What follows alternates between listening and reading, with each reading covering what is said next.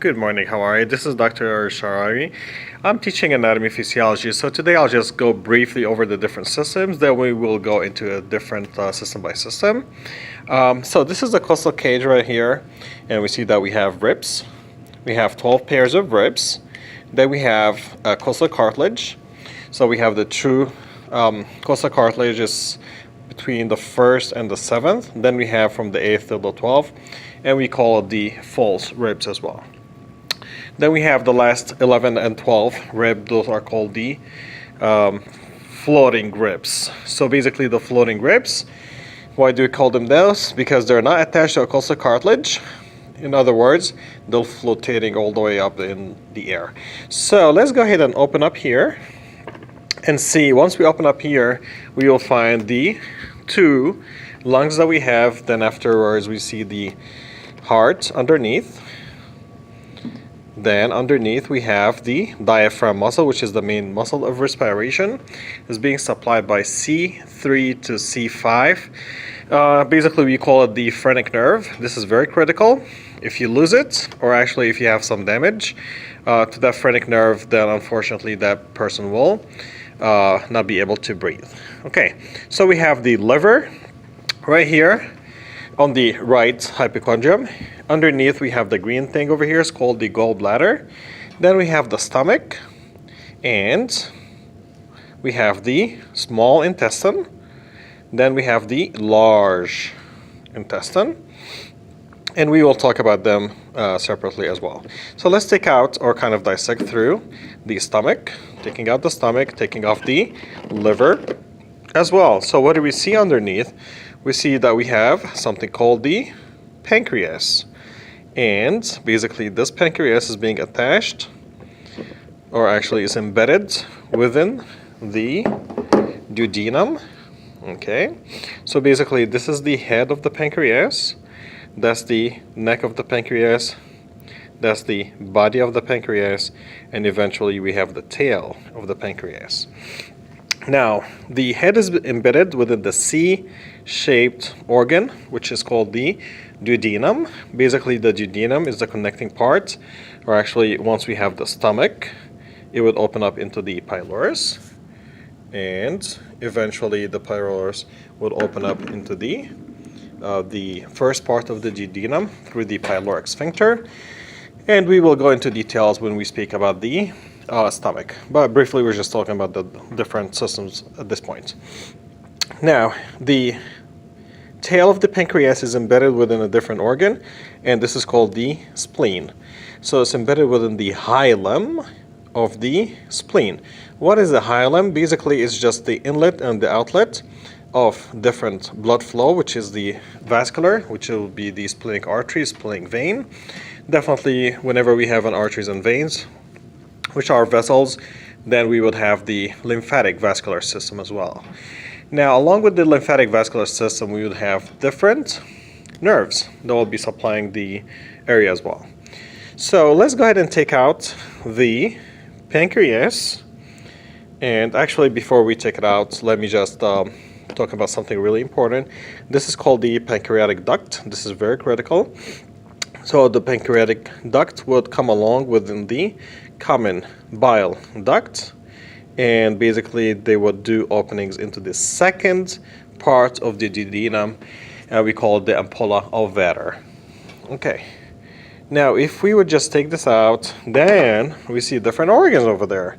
Now we see two kidneys, and those kidneys are called retroperitoneal organs. Retro is behind the peritoneum, which is basically the covering layer of the intestine as well. And there are two organs. Now, this is the right side, this is the left side. So if you look into the right side, it's a little bit lower than the left side. All right, so this is a very important physiological variant, that the left kidney will be higher than the right kidney. Now, we see the blue thing over here is called the inferior vena cava. Basically, the inferior vena cava will be collecting venous return from the lower limb, the pelvic region, then the abdominal region, and it will pierce through the diaphragm muscle right there. So that's where the inferior vena cava will go all the way up here, and eventually it will meet along right here within the inferior portion, okay, and open up into the right atrium of the heart. We will speak about the heart as well, but this is basically just to do the correlation. Now, what is this? Since we're talking about the inferior, we must have something called superior. So this is called the superior vena cava, and again, the superior vena cava will be draining venous return from the head, neck, upper limbs, and the thoracic region. In other words, it will be collecting venous drainage, anything that's above the diaphragm muscle. Okay, so what is the red thing next to it? So that is the abdominal aorta, and again, we will talk about the different segments of the aorta as well. If it's present within the abdominal cavity, then we refer to it as the abdominal aorta, and definitely it's a descending, so we call it the descending abdominal aorta.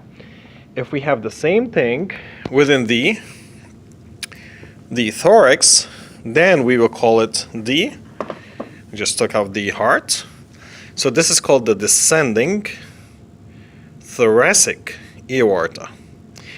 All right, so what's next to the aorta right here? This seems to be an esophagus, and basically the esophagus is piercing through the diaphragm muscle, and again, hey, it's opening up into the stomach. So that's where the stomach will lie, right there. Perfect fit. Okay. All right, so let's go back and speak about the kidneys. So those are the two kidneys that we have, and definitely any inlet or outlet will be called the hilum. So again, this is the hilum of the kidney itself, of the right kidney. So something that's going in, it's blue because it's deoxygenated. That means it has less oxygen level. So it's called the renal vein, and basically a renal vein, that's where the collection is coming up from the kidneys and going up into the inferior vena cava, while is being supplied from a branch from the abdominal aorta into the right renal artery and the left renal artery.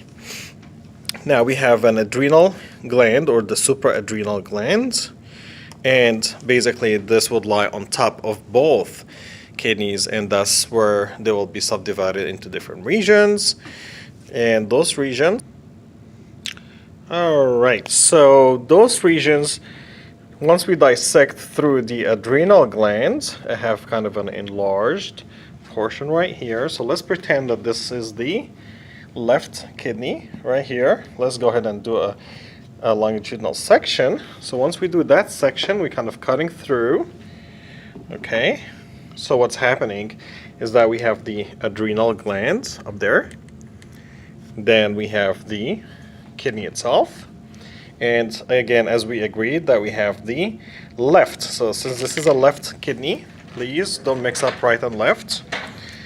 So since this is a left kidney, then we have the left renal artery that will supply and subdivide into the segmental arteries, and the left renal vein.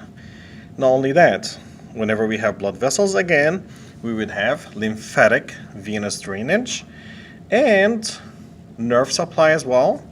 Not only that, and whatever after the filtration that will take place through the kidneys, they will be collecting and concentrating urine, and eventually that urine will pass out through the renal pelvis and eventually into the ureter. So we have two different ureters, and those will later on open up into the urinary bladder. All right, so as a recap, this is a different module as well. So we're just recapping over again: right, left kidneys, adrenal glands, we have the inferior vena cava, we have the right, we have the left renal veins, right and left renal arteries, then we have the abdominal or the descending abdominal aorta, then those, or the renal hilum itself, the contents of the renal hilum will be the renal artery, renal vein, lymphatics, nerves, and eventually the pelvis, or the renal pelvis, and eventually it would open up to drain into the right and left ureters. Now, the hilum of the kidney, or the kidneys, it's a region. It's not a specific point. It's just this whole area right there. So right and left. Now, I'm stressing on the hilum itself because we have different organs, and they would have different hilums as well. I'll give you an example, a different example right here as we speak. This is called the hilum of the lungs. See over here the boundaries, the white boundaries right there. So those are the boundaries of the hilum. Now for the lungs, the different hilum would have different contents. So this is a primary bronchus. It was separated into different bronchi or bronchioles as well eventually. So the main contents of the right lung or right pulmonary hilum will be the bronchus, we would have the pulmonary vein, and we would have the pulmonary arteries. Okay? And definitely lymphatics, nerves, and nerve supply or inlet and outlet as well. Okay, so let's back up into the ureters. Then the ureters would open posteriorly into the urinary bladder, and that's where the urine will be collected. And eventually the urinary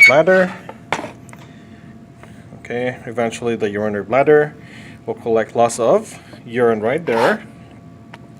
And this is called the trigon, where the elevation and depression within the urinary bladder. And the muscle, see the thickness right there? This is called the detrusor muscles. Detrusor muscle. And eventually, this is a male urinary bladder.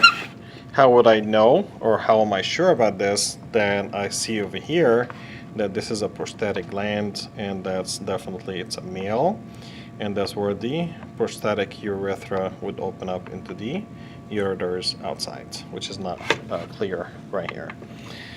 Okay, so today I kind of just went through the different systems that we have briefly, and so again we spoke about having two lungs.